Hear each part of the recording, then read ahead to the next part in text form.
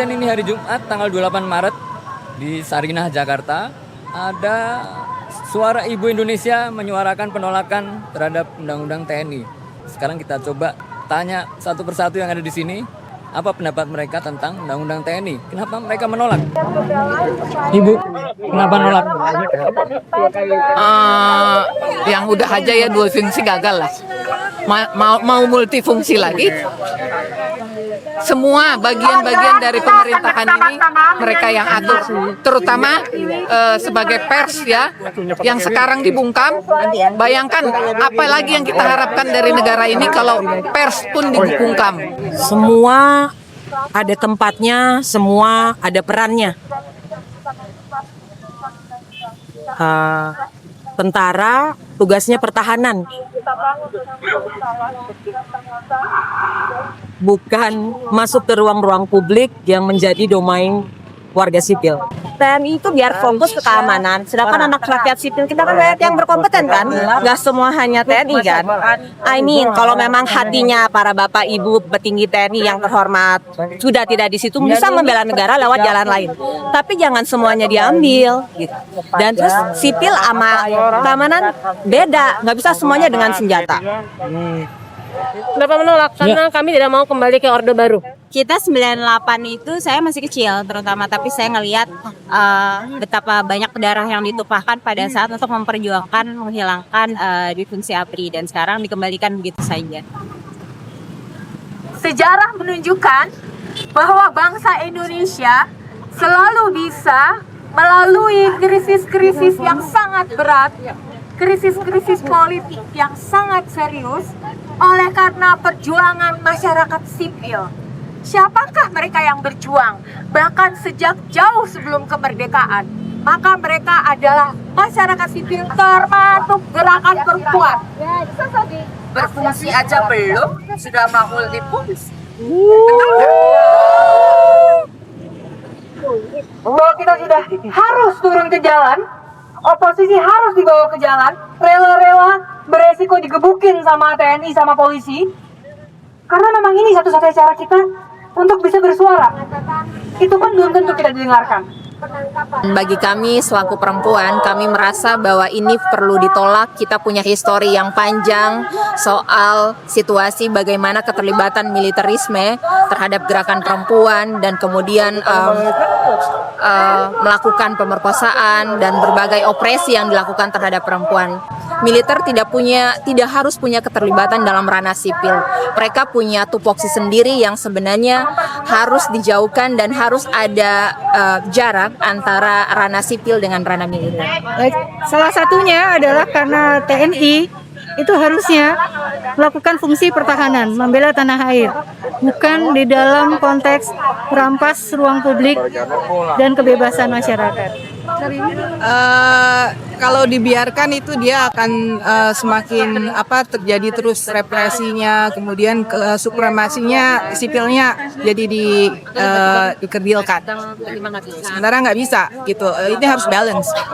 Karena sekarang saja sebelum masih jadi RUU saja sudah banyak kekerasan yang kita lihat, intimidasi juga sudah dilakukan di mana-mana dan merata se-Indonesia.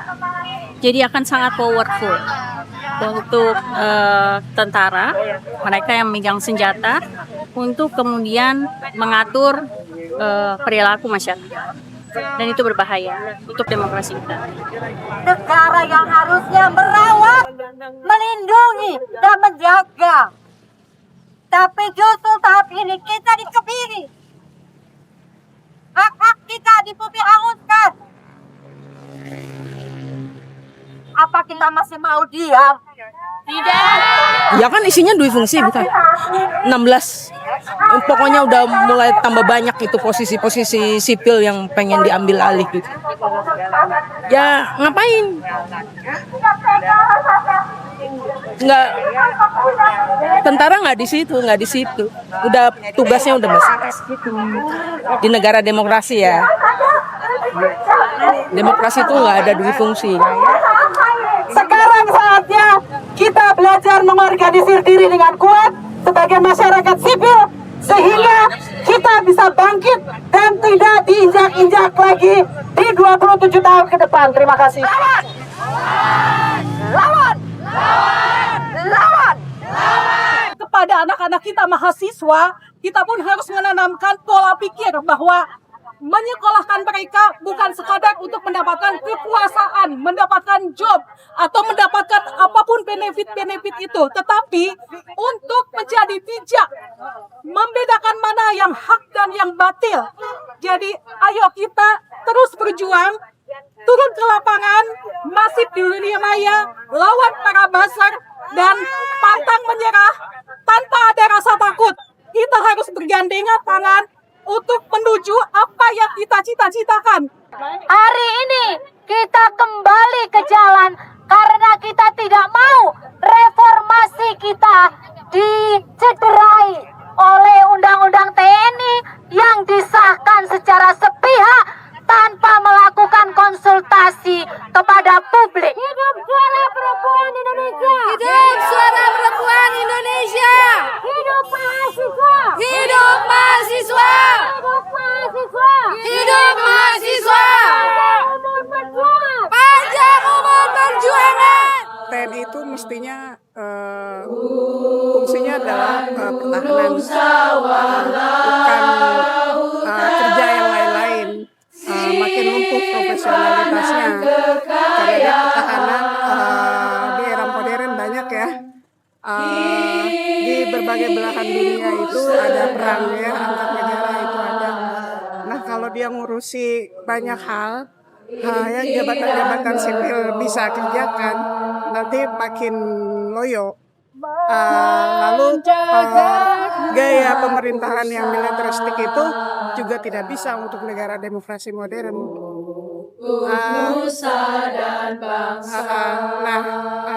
Ku lihat ibu pertiwi sedang bersusah hati. Air matanya berlinang, mas intannya terkenang. Hutan, gunung, sawah, lautan, simpanan kekayaan. Kini ibu sedang lapar, merintih dan berdoa.